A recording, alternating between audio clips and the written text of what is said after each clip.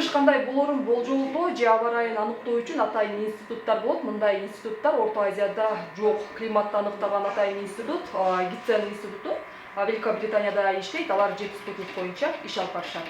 Ал эми Кыргызстанда тактап айтканда Ош, Баткен жана Жалал Абад облустарындагы аба ырайын бул шаймандардын жардамы менен аныкташат. Синоптиктердин алдын ала божомолу боюнча декабрь айында тоолуу райондордо шамалдын багыты тез өзгөрүп турат. Кыштын алгачкы күндөрүндө жаан жаап, карга айланышы күтүлүүдө. Бизге борбордук Кыргыз гидромет Бишкектен келет. 1 айлык болжолдуу түрдө келет.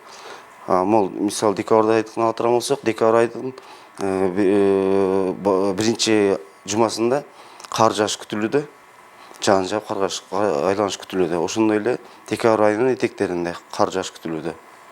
Абанын температурасы төмөндөп, минуска түшүш күтүлөт, ушундай болупчу.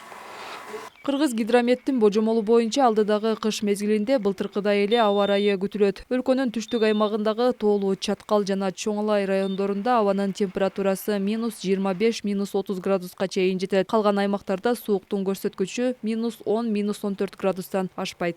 В ноябре, вот сейчас у нас к концу месяца. Өлкөнүн түштүгүндө кыш мезгили жылда эле мээлүүн алкакта болот. Мисалы бизге келген аба ырайынын болжолдуу жыйынтыгы нормадан ашпайт. Декабрь айында абанын температурасы күндүз -10, -14 градус болушу күтүлүүдө. Ал эми тоолуу аймактарда -18, -20 градуска жетиши мүмкүн. Январь айы орто мээлүүн болсо, февраль айы сууктайт, бирок нормадан ашпайт.